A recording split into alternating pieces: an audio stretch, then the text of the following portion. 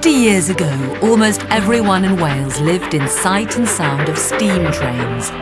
They were part of the fabric of everyday life. Then in the early 1960s, chairman of British Railways, Dr. Richard Beeching, took an axe to the rail system of Wales. Within a few years, his plans for modernisation and efficiency closed hundreds of branch lines, stations and tunnels, and steam power was scrapped in favour of diesel. But Beeching had not reckoned on the passion for steam trains amongst the people of Wales. Put your head out the window and you get a face full of smoke. You come in, you're filthy, but it was great. There was a small lad. When you were on that train, it was the power of the thing. You moved the regulator up and within a few seconds she'd respond. And suddenly, you'd see the countryside starting to go faster. There was an art with the old steam. It was like a living machine, and it was sad to see the demise of it. It's nice to see the Preparation boys keeping it up,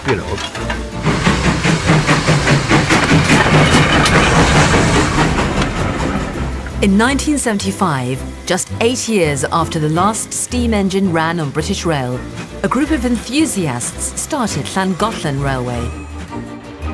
Other enthusiasts, like amateur cameraman Jim Clemens, kept the spirit of steam alive by filming branch lines before they closed. Much of this rare footage has never been seen on television before. By weaving it together with images from heritage railways and memories of the last heyday of steam in Wales, this is the story of a world almost lost forever to Dr. Beeching.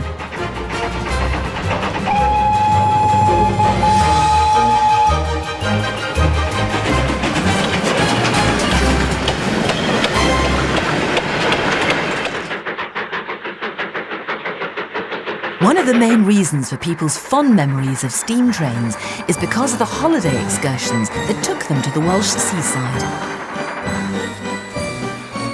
In South Wales, many communities that lived in the valleys booked day excursions to Barry Island or Porthcawl, both reached directly by train from their local station. During the miners' fortnight, day excursions to Aberafon remained popular amongst Trondda families. Gareth Evans lived with his parents and younger brother in Treorchy in the 1950s.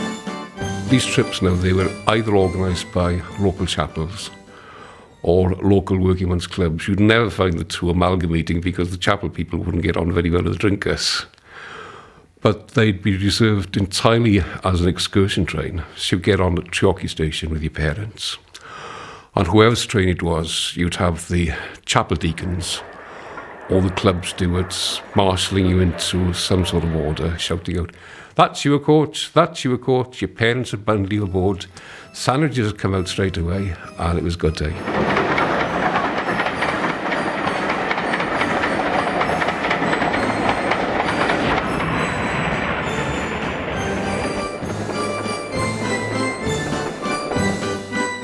Peter Roberts grew up near Blaen Gwynfi in the Afan Valley. We'd pack up in the morning, sandwiches, bathers, buckets, spades, and to see that train coming through, and the steam and the kids hanging out of the window, shouting and cheering. Get on the train, one compartment, basically to 4 or 5 families, it'd be crowded. Go down through Cymmer, down through Dyffryn, and off into Aberafon. It was a brilliant day down there, and in those days, that was our holiday. Every day, going down the beach in the miners' fortnight. In North Wales too, steam railways were at the heart of the holiday experience. The Llangollen Railway likes to revive the appeal of the North Wales Radio Land Cruise that was part of a trend for steam train specials made popular in the 1950s. These cruises took holidaymakers on a tour around North Wales, sightseeing and stopping at resorts, all accompanied by commentary and refreshments. The routes varied, sometimes going via Corwen and Dolgellau to the Cambrian coast and up to Harlech before returning to Llandudno. These excursions ceased when the circular route was broken by the Beeching cuts. Jenny Griffiths remembers tours to Rhyl and Barmouth from her childhood home in Mold, Denbighshire. We used to go to Rhyl because my uncle lived in Rhyl. He was also on the railways, and then we used to go and stay with him. We used to watch for Uncle Des in the signal box, and quite often we used to go past the signal box and he'd be there looking through the window, and he'd have a little wave, and then you'd pull into the station and get off the train.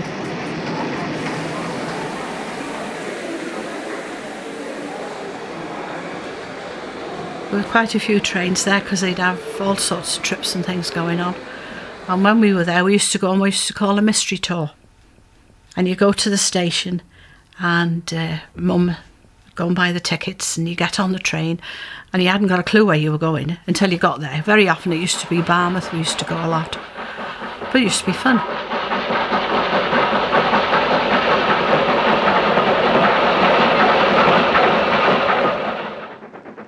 I think it was the noise of the train, because if you sat there, you could hear the train going, got to go back, got to go back, got to go back, got to go back, all the way along.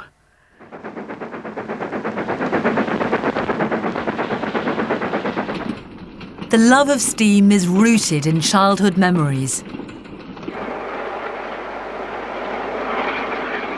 Many a Welsh schoolboy was drawn to train spotting, but it was not unknown for girls to take up the hobby as well. Jenny Griffiths lived half a mile from Mole Station. My friend and I, we used to go there a lot, train spotting, as you do.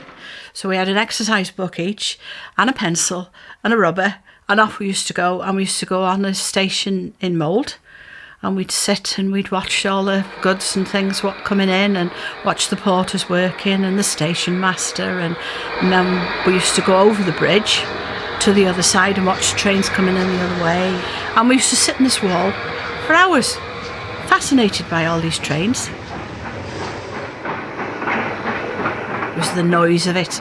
It let off all the steam, and then when he filled it up with the water, we used to find that quite fascinating, because very often the fella that was filling it used to get wet as well. So it was great fun, actually. For many children, the best chance of getting a ride on a steam engine was at one of the coalfield sidings near where they lived. Scenes like this have been common in North and South Wales in the 1940s, when Harry Lowndes was growing up a few miles from the Carrall colliery near Wrexham. This is the engine that I remember, the Welshman. The driver would be slowing down for you to get on the engine and have a ride up and come back down. It was great. You'd stand, one would be that end and one would be this end, and riding up and down and looking out, seeing where you're going. It was the engine, getting on the engine, riding the engine, that was great. Children who rode the footplates dreamt of one day being a train driver. For Mike Griffiths, who grew up in Mould, this dream came true while he was still a boy. At the age of 10, he befriended engine driver Bill Lewis, who taught him how to drive an engine. I got to know Mad Bill, as he was called, and he took me on the footplate, and he taught me what the levers and all the rest of it for, and how to drive a steam train. You get drawn to this massive metal beast. There was steam coming, there was a pressure valve going. It was just magnificent. The boy driver took trains as far as Bodvari, a few miles from Denby. Although engines of various sizes worked the line, like this pannier tank commonly used in many parts of Wales, for a 10-year-old boy, all the controls on the footplate seemed massive. The one Mike Griffiths liked best increased the speed of the engine. This was the regulator. I thought it was fantastic. because we had the regulator open and I was pushing up under the regulator. A huge thing. And I wasn't that strong, but we managed to get it going. And the gauge said 40 mile an hour. And Bill said, that is as fast as you'll go. She won't go any faster. When you were on that train, it was the power of the thing. You moved the regulator up and within a few seconds she'd respond. And suddenly, you know, you'd see the countryside starting to go faster. Despite the often friendly relations between crews and the public, the presence of children on a moving engine was strictly forbidden by British Railways regulations. And in 1956, the station master at Mould was determined to put a stop to the boyhood driving career of Mike Griffiths.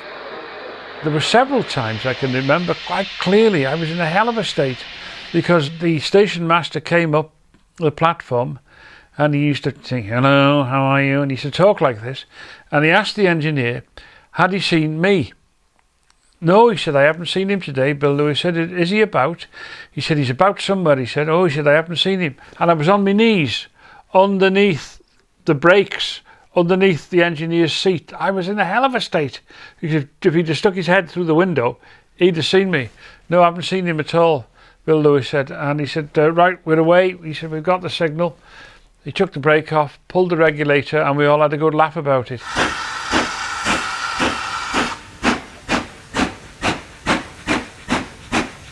At Llangollen Railway, volunteer crews work the footplates of the passenger trains.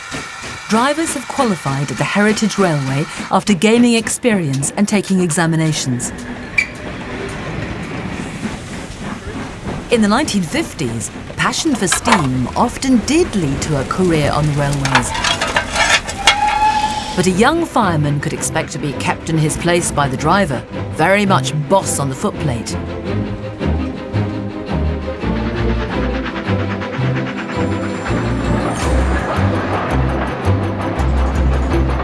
In 1955, Brian King worked at Neath Yard when he first fired a passenger train to Brecon on what was commonly known as the N&B line. The first Brecon turn I had was literally weeks after I got to Neath of Brecon. Cleaner came over and he said, you've got to go on the 410 passenger to Brecon. So I'd never been through to Brecon at all by that time, and I was a bit uncertain about the whole thing, you know, but I had to do it, no getting out of it. He was a fireman and he was expected to go, you know. So the driver was Ben Mathias, a typical grumpy type of driver, a kind of a white line through around the middle of the footplate, and that was you were off, and this was his, and that was the type of man he was. It was quite a nice run, actually. He was firing all the way to Oncloyne. You wouldn't see much of the scenery. He was firing all the way, you know.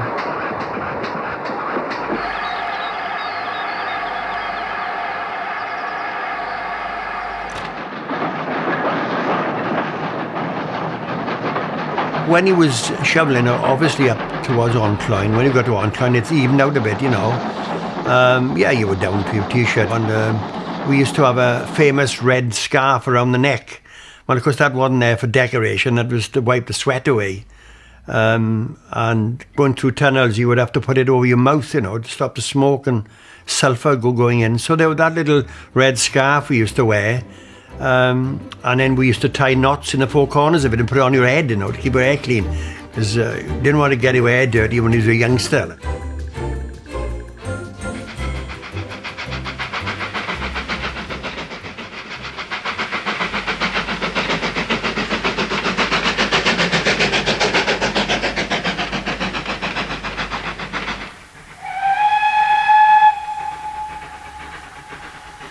Here in the Dee Valley, a train approaches the Berwyn Tunnel on the Llangollen Railway. The frequency of tunnels in Wales have often been a test of endurance for passengers and crew alike.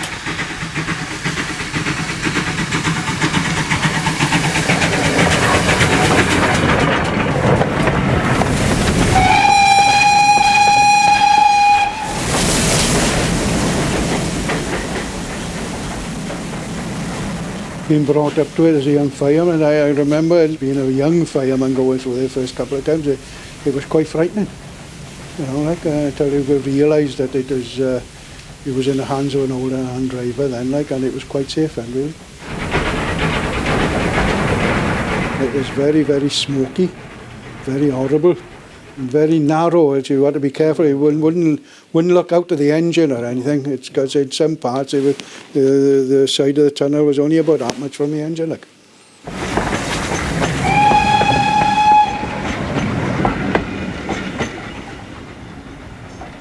It was reported that the fumes in the tunnel were very good for bad chests, and I was and still am an asthmatic. So my parents had physically forced my head out of the carriage window. Now, one of these big leather straps, the window dropped down completely. Go on, get your head out, breathe. Don't like it, breathe some more.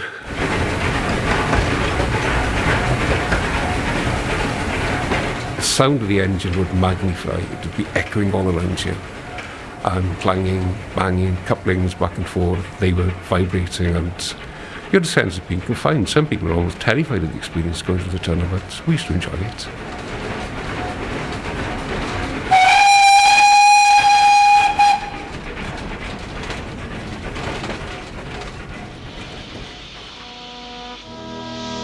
In the age of steam, hundreds of branch stations served the industrial and rural communities throughout Wales.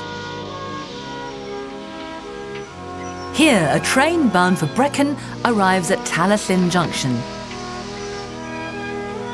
Such scenes captured by amateur enthusiasts in the last days of this historic rail network are rare and remarkably valuable. Every line that snaked through every valley provided frequent access points for families and workers to travel to destinations near and far. The Beeching cuts destroyed the way of life that had grown up around these stations, places of dependability held together by the people who ran them.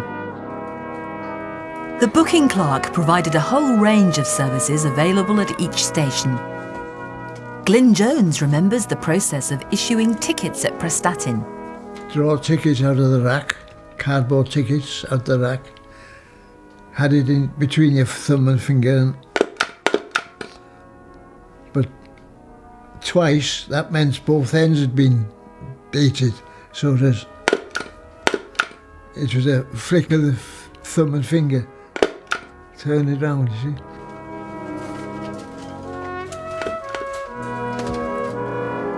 Prestatyn, we had a row of tickets racks there and another row down there. Some were in geographical order and some were in alphabetical order, you see. And the prices were on. But, of course, you float, the money you float. Pound notes, 10 shilling notes, crowns, florins, shillings, sixpences, pennies and halfpennies, all in rows, you know. At many stations, like here at Llanarthne on the line to Carmarthen, signalmen did the job of crossing keeper, booking clerk and porter, all rolled into one. Points and signalling levers were sited outside on the platform to make it possible to carry out all these jobs single-handed.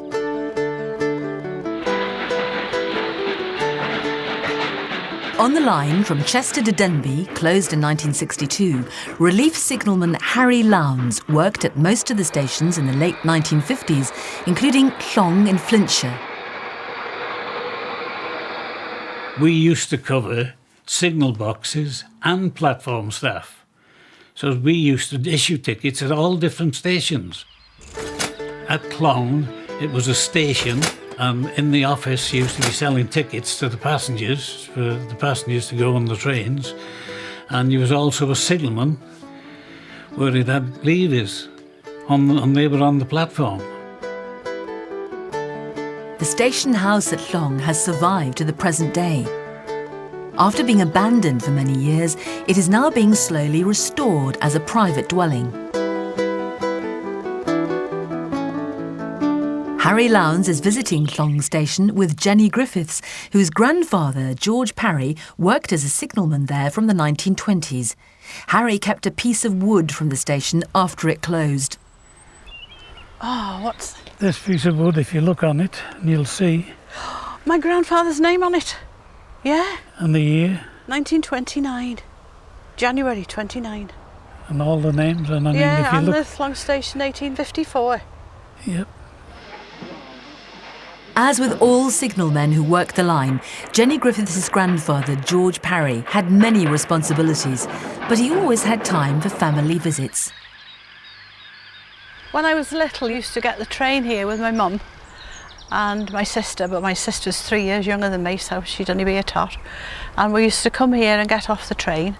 And then if my grandfather was working, we used to stay and watch what he was doing. And he used to close the gates. The gates used to go over the road, and he used to close those down. And then he'd come up and he'd be pulling the levers on here, you know, and we used to think it was fantastic. We used to think it was big muscles, you know, to pull those levers. And that's when he used to help people on and off the trains. But the one thing I do remember was to get on the train, we used to have to go up the steps. Steps? Yeah, there's two, yes. Yes. Was it two? Well, if anybody was getting on the train or off the train, you had to carry him from there to which carriage the people were getting in or out of.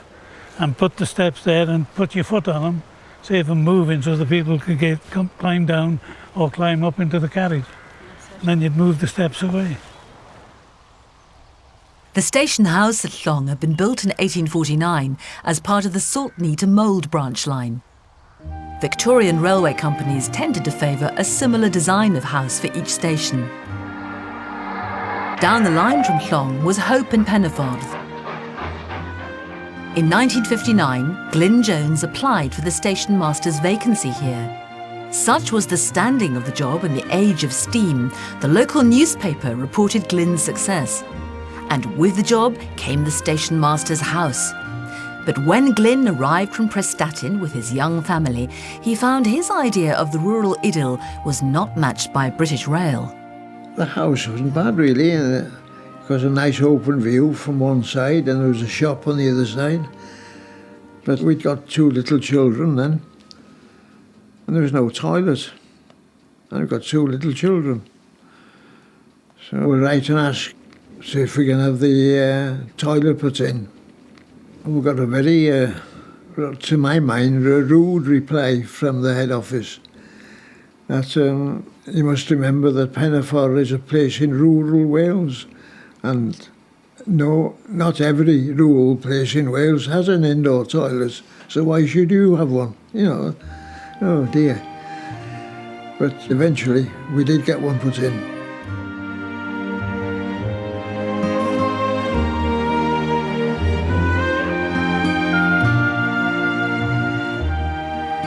I enjoyed the work and I enjoyed the staff and the company. I was lucky. I had good staff. It didn't treat me as the boss like you're one of us, you know. Harry Jones, who also looked after the station gardens in Pennyforth, which incidentally got first prize twice for station gardens. He had a terrific, the whole length of the one platform was different coloured geraniums all the way along. It was marvellous. And of course the white platform edges, which Fred Foster used to do. He was keener on the brush and shovel and cleaning, keeping the place tidy, you know. Glyn Jones and his family had to move out of their station house at Hope and Pennyforth when the Denbigh line closed to passenger traffic in April 1962.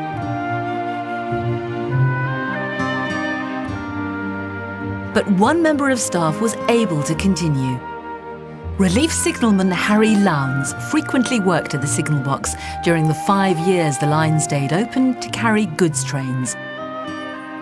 Unlike most station houses along the line, Glyn Jones's old family home still stands amongst a modern housing estate. Harry Lowndes got to know the new owner, Ray Ankers, while working at the signal box, but has not been back for many years. By God, Harry, how you doing, lad? All right, Ray, how are yourself? Hey, you're looking well. You're not looking too bad either. Well, still here, and that's the main thing, lad, isn't it? Aye, Hey? aye. Former fireman Ray Ankers has spent nearly 50 years adapting his station master's house into a unique home. You wouldn't recognise the old place now? Well, no, not all this. You put all this on.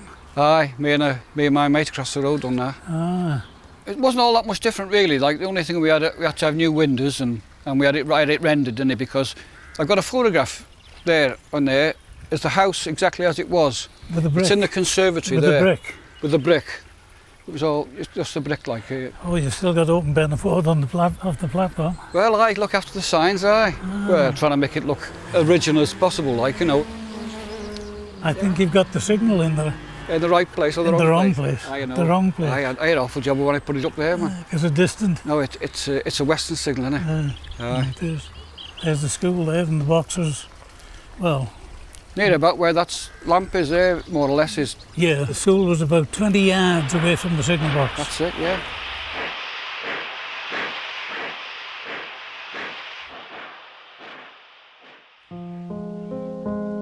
Here in the Avon Valley, signs of the old railway lines and stations are difficult to find.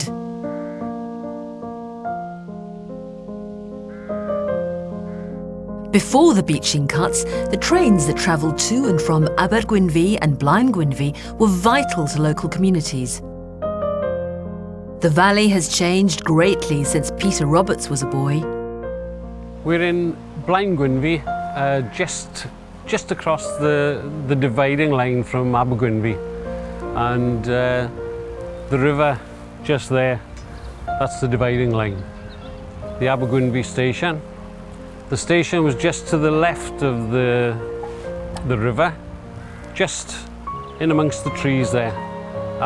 Actually, there's nothing left of the station now, but that was the terminus for the Maesteg to Bridgend and Cardiff line. Life in the Avon Valley is much quieter than in the age of steam. The stations have long gone and the tracks have been replaced with footpaths or left to nature. Much of the landscaping created as the lines crisscross the river can still be found, if sometimes a little hidden. But like many valleys that once reverberated to the sounds of steam power, the Avon holds mixed emotions for people who remember the railways. It ruined this valley when they closed the lines. The tourism that this valley could have now with this line and with Avon Argoed and all the cycle tracks here, it would be unbelievable. Richard Burton called this valley Little Switzerland in Wales, and I'm sure, well, they come from all over the world now just to go on the cycle tracks here.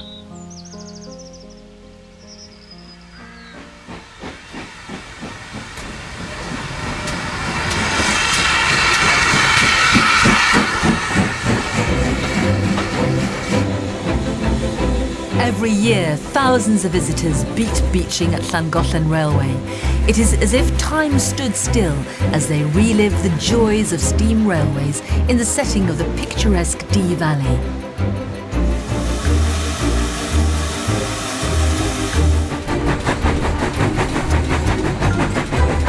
Today, there is a new commitment to restore some of Wales's historic branch railway lines.